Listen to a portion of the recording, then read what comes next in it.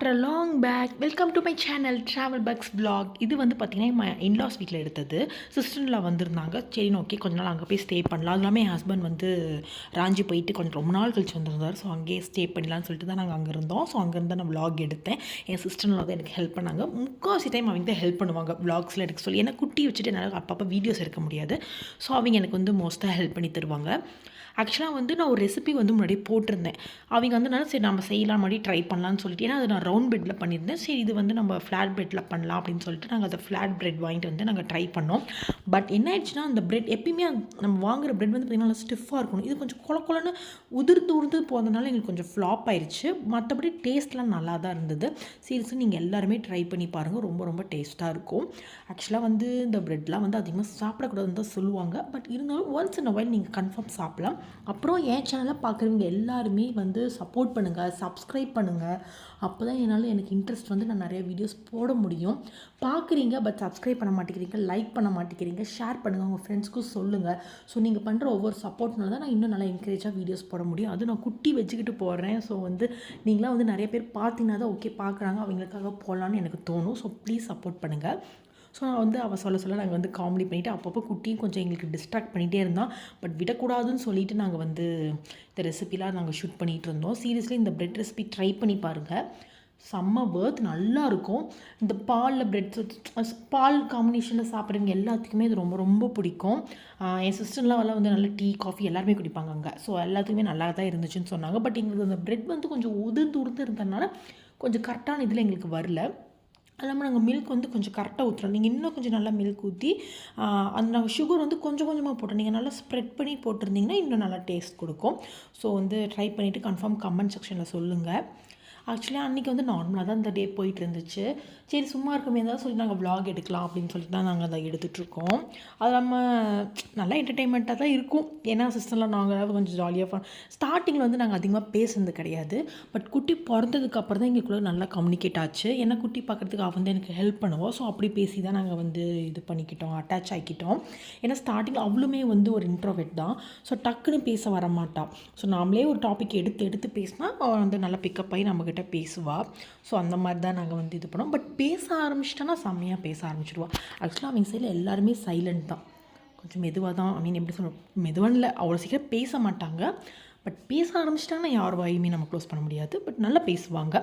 Side டப்பில் வந்து பார்த்திங்கன்னா நாங்கள் வாத்து முட்டை வாங்கியிருந்தோம். சாட்டர்டே வந்து எப்பயுமே நான் நான்வெஜ் சாப்பிட மாட்டேன். அன்றைக்கி சாட்டர்டே தான் சந்தையில் வந்து கொடுப்பாங்க சூடாக. அது கூட ஒரு ரெட் கலர் சட்னி தருவாங்க.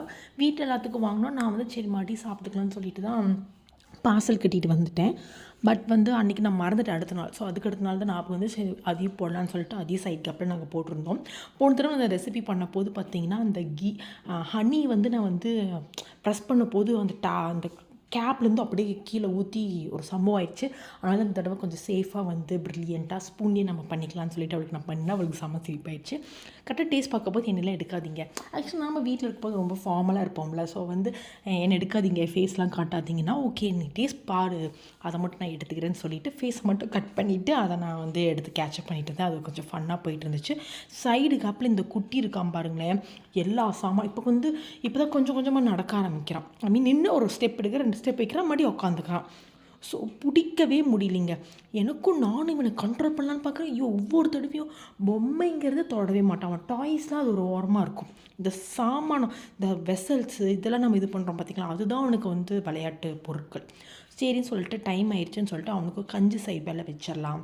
இது வந்து பார்த்திங்கன்னா ஒரு பவுட்ரு மாதிரி கோதுமை, சுண்டல், சோளம் இதெல்லாம் வந்து நாங்கள் பவுட்ராக்கி இது பண்ணிக்கிட்டோம். ஸோ அப்பப்போ இன்ஸ்டண்ட்டாக கஞ்சி காட்டிக்கலாம். ஏன்னா என்னால் ஊற வச்சு அரைக்கலாம் முடியாது, நான் அப்பப்போ மறந்துடுவேன். ஸோ நான் ஸ்டார்டிங்லேருந்தே வந்து பார்த்திங்கன்னா ராகியாக இருக்கட்டும் எதாக இருந்தாலுமே நான் ஃபஸ்ட்டு வந்து அந்த முளை கட்டி பவுட்ராக்கி வச்சுக்குவேன். ஸோ அப்போ இன்ஸ்டண்ட்டாக நம்ம போட்டு இது பண்ணிக்கலாம்ல. ஸோ நமக்கும் ஈஸியாக இருக்கும், நம்ம மறக்க மாட்டோம். எப்பயுமே ஸ்டார்டிங் தான் நான் சட்டிலே தான் இது பண்ணிகிட்ருக்கேன். ஏன்னா இதுக்கு மேலே நிறையா நான் அன்ஹைஜீனிக்காக எத்தனையோ சாப்பிட்றான். ஸோ ஸ்டார்டிங்கில் நாம் அவனுக்கு ஒரு ஹைஜீனிக்காக தரலாம் அப்படின்னு சொல்லிட்டு நான் மண் சட்டியில் தான் அவனுக்கு சாப்பாடு எதாக இருந்தாலுமே நான் வச்சுட்டு இருந்தேன். இப்போ 1 இயருக்கு மேலே ஆயிடுறதுனால நாங்கள் எப்பயுமே நாங்கள் சாப்பிட்ற சாப்பாடு தான் நான் கொடுத்துட்ருக்கேன். ஒரு நாள் நல்லா சாப்பிடுவான், ஒரு நாள் ஓரளவுக்கு சாப்பிடுவான், ஒரு நாள் வாயிலே கூட வைக்க மாட்டான். ஸோ இந்த கஞ்சி எனக்கு கொஞ்சம் அப்பப்போ ஹெல்ப்பாக இருக்கும். எப்போல்லாம் தோணுதோ ரொம்ப ஃபோர்ஸும் பண்ண மாட்டேன். அவனுக்குன்னு தேவை, ஏன்னா அவனுக்குன்னு தேவை போது அவனே வந்து எடுத்துக்கிறான். ஸோ அதுக்கு வந்து நம்ம எதுவுமே இது பண்ண முடியாது. ஸோ இன்ஸ்டண்ட்டாக அதை வச்சேன். சரி இவனுக்கு ஃபஸ்ட்டு முட்டை ஊட்டிடலாம் அப்படின்னு சொன்னாங்க. வாத்து முட்டை, ஐ மீன் நாட்டு முட்டை கிடச்சிருந்ததுன்னு சொல்லி கொண்டாந்தாங்க. இது ஏன் நம்ம மிஸ் பண்ணணும், கஞ்சி கூட நம்ம அப்புறமேல் கொடுத்துக்கலாம்னு சொல்லிட்டு ஃபஸ்ட்டு முட்டை கொடுக்கலான்னு சொல்லிட்டு தான் இதை நான் வறுத்துட்டு இருந்தேன். அந்த சட்டியில் தெரியாமல் நான் கஞ்சி வச்சுனாலே என்னால் அது மாதிரி யூஸ் பண்ண முடியாது. அது மாதிரி கழுவிட்டு நான் எடுத்து மறுபடியும் யூஸ் பண்ணுறதுக்கு கொஞ்சம் சலுப்பு. சரி நம்ம முட்டை இதிலே வறுத்தரலாம் அப்படின்னு சொல்லிட்டு ஃபஸ்ட்டு இது நல்லா ஃப்ரை, சும்மா நார்மலாக தான். ஏன்னா நார்மலாக பாயில்டு எக் வந்து பார்த்திங்கன்னா இந்த எல்லோ வந்து அவனுக்கு முழுங்க முடியல, ஒயிட்டுமே அவனால் முழுங்க முடியல. ஸோ நான் ஸ்டார்டிங்லேயே பார்த்திங்கன்னா இந்த மாதிரி ஸ்க்ராம்பிள்டு எக் தான் நான் தந்துட்டு இருந்தேன். ஸோ அதை கொடுத்து கொஞ்ச நேரம் ஃபீட் பண்ணிகிட்டு இருந்தேன். மிச்சம் ரெசிபி செஞ்சுட்டு மிச்சம் எக்ஸ்ட்ரா பிரெட் இருந்துச்சா, நம்ம வழக்கம் போல் ஸ்நாக்ஸ் பண்ணுவோம்ல ப்ரெட் டோஸ்ட், அதுதான் பண்ணேன். மிச்சம் எல்லா ப்ரெட்டுமே பண்ணேன். எல்லாருமே ஷேர் பண்ணி சாப்பிட்டு முடிச்சிட்டாங்க.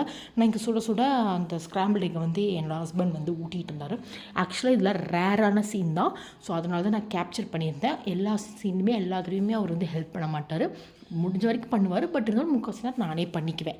ஏன்னா அவங்களுக்கும் ஒர்க்ஸ் இருக்குது, எல்லாம் பண்ணுறாங்க. ஸோ நமக்கு இந்த வேலைன்னு சொல்லிட்டு நான் வந்து இதுதான் பண்ணிகிட்டு இருப்பேன். ஸோ அன்றைக்கி நான் ப்ரெட் டோஸ்ட் பண்ணிகிட்டு இருந்தனால அவர் எனக்கு வந்து ஹெல்ப் பண்ணார். அதுக்கப்புறம் இது வந்து பார்த்திங்கன்னா சும்மா எப்படி இருக்கும் அப்படின்னு சொல்லிட்டு நான் சும்மா ரேண்டமாக கேமரா வச்சுட்டு நான் போயிட்டேன். ஸோ என்ன பண்ணுறாங்கன்னு பார்க்கலாம் அப்படின்னு சொல்லிட்டு எனக்கு அப்படி சிரிப்பு தாங்கலை. எங்கள் சிஸ்டர்லாம் வந்துமே அவங்களுக்கு தெரியல, இல்லைன்னா கன்ஃபார்ம் அந்த வீடியோக்குள்ளே வந்திருக்க மாட்டாங்க, அவங்களுக்கு தெரியல.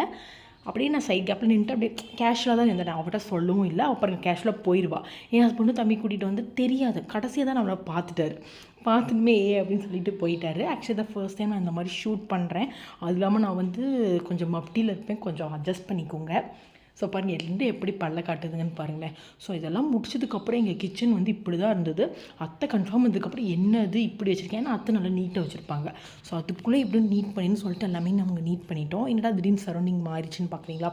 அன்றைக்கி வந்து என் தாய்மாமாவோட ஒய்ஃப் அவங்க வந்து அடுத்த நாள் ஓம் சக்தி கோயிலுக்கு போகிறதா இருந்துச்சு மாலை போட்டு. ஸோ அதுக்கு முன்னாடி பூஜை பண்ணி சாமி கும்பிட்ற வாங்கன்னு திடீர்னு கூப்பிட்டுருந்தாங்க. சரி ஓகே நம்ம போகலாம் அப்படின்னு சொல்லிட்டு நான் என் சிஸ்டரில் என் ஹஸ்பண்ட் போயிருந்தோம். இந்த சைடு இருக்கிறது எங்கள் அப்பா, அந்த சைடு இருக்கிறது எங்கள் அப்பச்சி, இப்போ வரது எங்கள் தாய் மாமா. இந்த குட்டி வந்து ஆக்சுவலாக நீங்கள் முன்னாடி வீடியோஸில் பார்த்துருப்பீங்க, என்னோட பெரியம்மா பையனோட பொண்ணு. ஸோ செம்ம க்யூட், செம்மையாக பேசுவாள். அன்றைக்கி தம்பின்னு கையை பிடிச்சிட்டே இருந்தான். அப்போ அவன் வாக் பண்ணவே இல்லை. ஸோ அவன் வந்து கரெக்டாக அவனுக்கு செட் ஆகலை. அவனை கூப்பிட்டுக்கிட்டே இருந்தான் வான்ட்டு. அவன் தான் வந்து என்னை தொடாதச்சு இப்போ அப்படின்னு ஒரு மாதிரி சீன் போட்டுட்டு இருந்துச்சு என் பையன். பட் இட்ஸ் ஓகே, கொஞ்சம் நான் விளாட எல்லாம் செட் ஆகிக்குவாங்க. இதுதான் எங்கள் அம்மாயி. அப்புறம் நல்லா கொஞ்சம் ஜாலியாக பேசிகிட்டு இருந்தாங்க. சரி நம்ம சும்மா கேப்சர் பண்ணுவோம்னு சொல்லிட்டு இந்த வீடியோவை நான் கேப்சர் பண்ணேன். ஸோ இந்த பாய் கிட் தான் வந்து எங்கள் அத்தை. எனக்கு தெரிஞ்சு இனிமேல் அவங்க ஹேர் ஸ்டைல் இதாக இருக்க போகுது நினைக்கிறேன். ஏன்னா நமக்கே பாருங்களேன், நம்ம வந்து நமக்கு ஸ்டார்டிங் அந்த மொட்டை அடிச்சோ இல்லை பாய் கட் பண்ணோம் டக்குன்னு கொஞ்ச நேரத்துக்கு தான் ஷையாக இருக்கும். ஆனால் அதுக்கப்புறம் அது ரொம்ப பழகிடுச்சுன்னு வைங்களேன், நம்ம அதிலே தான் செட் ஆயிடுவோம். ஓகே, இதோட என்னோடய vlog நான் முடிச்சு